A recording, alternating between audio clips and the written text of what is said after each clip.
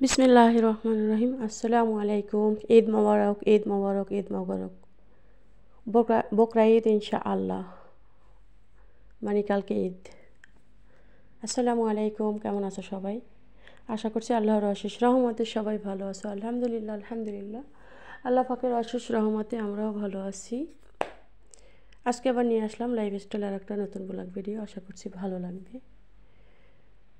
Please সবাই ভিডিওর শুরুতে একটা লাইক দিয়ে ভিডিওটা কন্টিনিউ করবা যদি মনে চায়।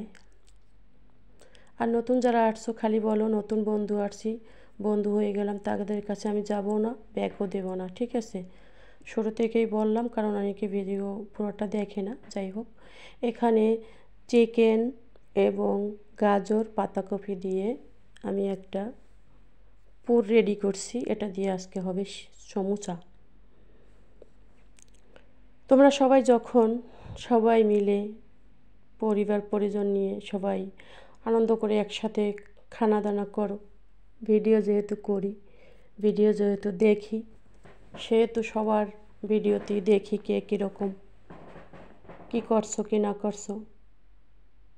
আসলে মনটা ভেঙে চুরে চুরমার হয়ে যায় যে সবাই মিলে একসাথে শপিং করছে। কিন্তু এটাও বুঝতে হবে, আমাকে জানতে হবে রবের ফয়সালা সবচেয়ে বড় ফয়সালা। রব আমাকে যেমন রাখছেন তেমনই শুকরিয়া, আলহামদুলিল্লাহ, আলহামদুলিল্লাহ। তার ফয়সালার বাহিরেও যেতে পারবো না, কোনোটাই সম্ভব না। রব যা করবেন আলহামদুলিল্লাহ শুকরিয়া করতে হইবে ওই রবের কাছে। তো সেই রবের শুকরিয়া সবসময় সর্বদাই সবাই আদায় করব। রহমতের নাজাতের মাগফিরাত সব চলে যাচ্ছে। আজকেই আমাদের শেষ রমাদান, আজকে 30 রমাদান। এই 30 রমাদান আজকে আর কোনো ইফতার টিফতার কিচ্ছু বানানো হবে না। আজকে সব কিছু বাহিরেই খাওয়া হবে, কালকে থেকেই সব কিছু জানছি। আজকে শুধু সবাই আনন্দ করবে, ফুর্তি করবে, শুধু আমার মনেই আনন্দ ফুর্তি। আল্লাহ পাক রব্বুল আলামিন সে নিয়ে গেছে, আলহামদুলিল্লাহ, আলহামদুলিল্লাহ। তার ইচ্ছা, তার খুশি, সব কিছু।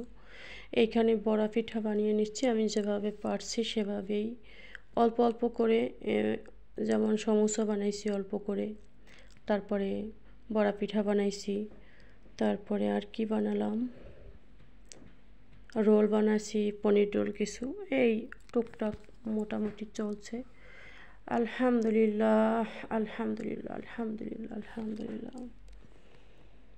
কতটা দিন বাবার সাথে কথা বলতে পারি না, বাবা ইফতিকাবে আছে, আলহামদুলিল্লাহ।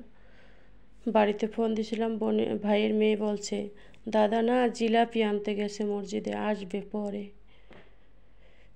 তাও তো বলছে পরে আসবে, হয়তোবা রবের ফয়সালা, ইনশাল্লাহ আসবে। ইনশাল্লাহ যদি আল্লাহ চায় পরে দেখতে পারবো। যারা এই পৃথিবী থেকে চলে গেছে তাদেরকে আর পৃথিবীতে কোনো দিন দেখতে পারবো না। তাদের জন্য আল্লাহ তুমি জান্নাতুল ফেরদাউস নসিব করিও। এই যে দেখো বানানো কিন্তু শেষ, এখন রোলগুলি ভেজে নেব।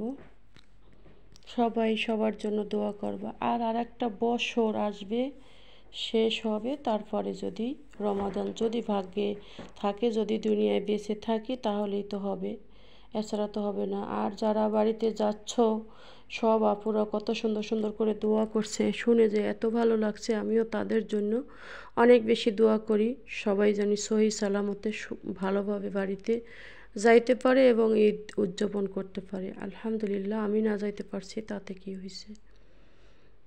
আসলে শেষ 2টা রোজা আমি রাখছি, আমার জানি কেমন গলামালা সব শুকিয়ে যাচ্ছে, মানে রোদের খুবই কড়া চাপ। রুমের ভিতরে ঠান্ডা আছে আলহামদুলিল্লাহ, কিন্তু বাহিরে বের হওয়াই যায় না। কেমন করে মানুষ বাহিরে যে কাজ করে একদিন দেখাবো যে কি রৌদ্র, তার ভিতরে মানুষ কাজ করে। এখন আমি দিয়ে দিচ্ছি সমস্যাগুলি। দেখো সমস্যাগুলি ওইভাবে দিছি কেন, মানে আমার ফ্রাই প্যানটা একবারে শীতাই কাইতাই পোড়া ধরছিল। যাই হোক, এইখানে দিয়েছি, দেওয়ার কারণ হচ্ছে একটার সাথে একটা মানে মিশে গেছে, মিশে যাওয়ার পরে আমি ওভাবে দিছি যাতে তেল পেয়ে ছেড়ে যাবে। আর তো আমার বিপদই হইতো এতক্ষণে, আল্লাহ বাঁচাইছে আমাকে, আলহামদুলিল্লাহ। আল্লাহ শুকরিয়া আদায় করি সব সময়। রব যা করে আলহামদুলিল্লাহ, পরিবার পরিজন নিয়ে যদি রব্বে কারিম চায় তাহলেই তো আমি সবার সাথে আবার কোনো দিন একদিন ঈদ উদযাপন করতে পারবো যদি আল্লাহ চায়। আল্লাহ তাআলা না চাইলে কোনো কিছুই সম্ভব না, তাই না? একে একে আমি সবগুলি ভেজে নেওয়া প্রায় শেষের পথে। জানি না তোমরা কেমন আছো, তোমাদের কি অবস্থা। এই যে ভাজা শেষ কিন্তু হয়ে গেছে। আলহামদুলিল্লাহ, আলহামদুলিল্লাহ। অনেক কিছুই ভুলভাল করে ফেলি, আর আমি বেশিরভাগই হাত দিয়ে লেখার থেকে এই যে বাহিরের একটু দৃশ্য দেখালাম, অনেক ভালো লাগে আর কি।